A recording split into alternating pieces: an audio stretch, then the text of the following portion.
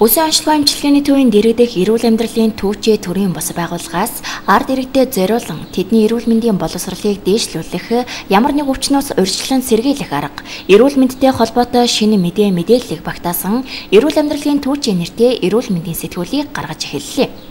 Сэтгүүлийн нээлтэнд бүсийн онцлогоо эмчилгээний төвийн эмч ажилчид, удирдлагууд мөн сэтгүүлийг эрхлэн гаргахад тусалцаа үзүүлсэн Ховд хаан банкны захирал Турбат оролцсон юм а.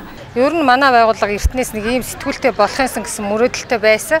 Тэгээ энийг маань одоо эрүүл амьдралын түүчээ гэдэг энэ төрийн бас байгууллага буюу манай эмч ажилчдаас нийлсэн ийм хэсэг залуу эмч совилогч нар нийлж энэ сэтгүүлийг гаргасанд би маш их баяртай байгаа. Би бүхэн яг төрийн ажил хийж байгаа би бүхэн бол удирдлагын зүгээс энэ сэтгүүлийг гаргаж чадаагүй байхад өөрсдөө санаачлагаараа энэ сэтгүүлийг гаргасанд бас маш их баяртай байгаа. Энэ маань ард иргэдэд болон эмч мэрэгчлэнүүдэд маш их хэрэгтэй сэтгүүл байгаа. Эрүүл амьдралын түүчээ төрийн бус байгууллага нь анх 2015 оны 6 дугаар сард бүсийн онцлогоо эмчилгээний төвийн эмч ажилчдаас бүрдсэн 6 хүний бүрэлдэхүүнтэйгээр эрүүл мэндийн судалгаа шинжилгээ хийх зорилгоор байгуулагдаж байсан. Тэгвэл тус төрийн бус байгууллага нь өнөөдөр байгууллагынхаа нэрээр нэрлэгдсэн анхны эрүүл мэндийн сэтгүүлийг эрхлэн гаргаж байна.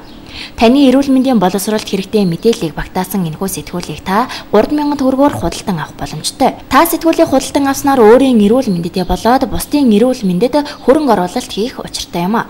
Өөрөөр хэлбэл сэтгүүлийн орлогоор бүсийн онцлогоо эмчилгээний төв өрх сумын эмнэлгүүдэд хэрэгтэй тоног төхөөрөмжүүдийг авч өгөх зорилготой. Тэгэд энэ сэтгүүлийнхээ орлогоор өрх сумд болон бүсийн онцлогоо эмчилгээний төвийн эмнэлгүүдэд хэрэгтэй одоо 1 сая төгрөгөнд багтах тийм жижиг тоног төхөөрөмжүүдийг бодлож авч өгөх зорилготой энэ сэтгүүл маань оршиж байгаамаа. Тэгээд одоо хамгийн анхны авч өгөх сэтгүүлийн маань тасгаар хүүхдийн тасаг шалгарсан. Энэ тасагт одоо утлахын аппарат нэг ширхэг байдаг.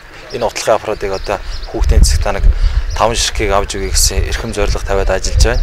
Тэгээд ховдын маань нийт ард иргэд та бүхэн бүгдээрээ тэр хоёр худалдааны төв дээр очиж энэ сэтгүүлийн маань худалдаа авч бидний энэ хийж байгаа сайн үйлсийн аянд нэгдээчээ гэдгийг бас хүсэж байна.